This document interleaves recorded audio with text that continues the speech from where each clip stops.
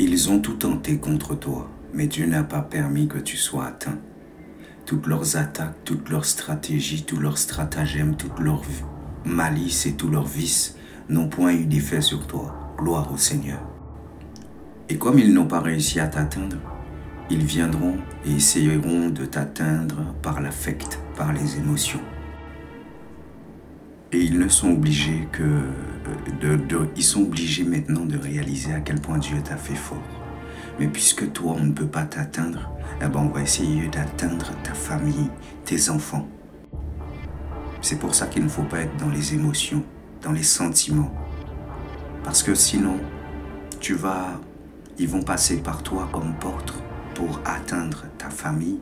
Et par ta famille, ils vont t'abattre. Par ta famille, tu seras affecté. Faites attention à qui vous laissez rentrer dans vos vies. Des personnes qui vous avez laissé pour mort.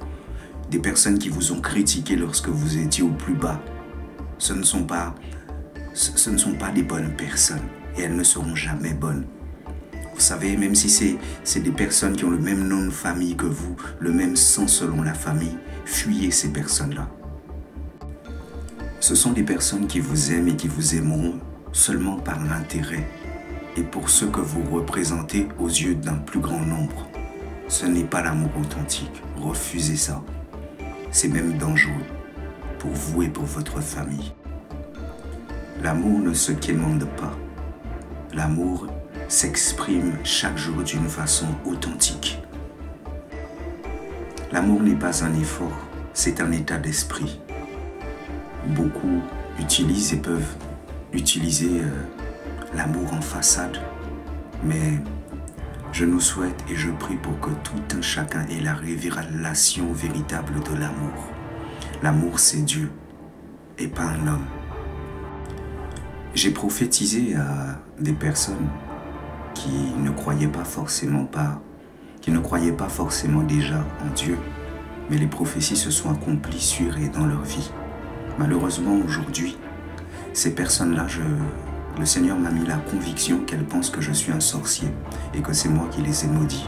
Vous savez, quand les personnes ne considèrent pas Dieu, qu'elles ne croient pas en Dieu et que vous venez leur apporter un message divin, parce qu'elles n'ont jamais considéré Dieu, parce qu'elles ne croient pas en Dieu, elles vont croire que c'est vous, le sorcier, ou celui qui a maudit leur vie. Alors que nous sommes de simples instruments, de simples messagers que Dieu utilise.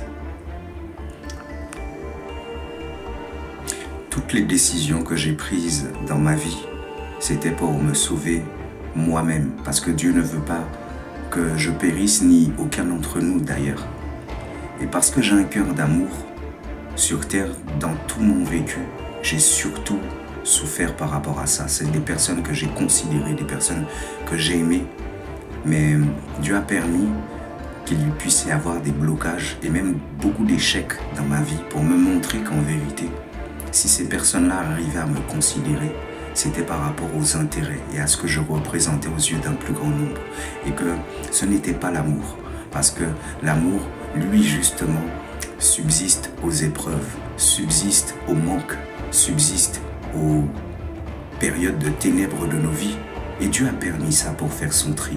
À chaque fois que je semblais être en échec par rapport à quelque chose ou que je semblais subir une perte d'un avantage social selon le monde, ben en fait, Dieu m'ouvrait tout simplement les yeux pour me montrer qui est qui.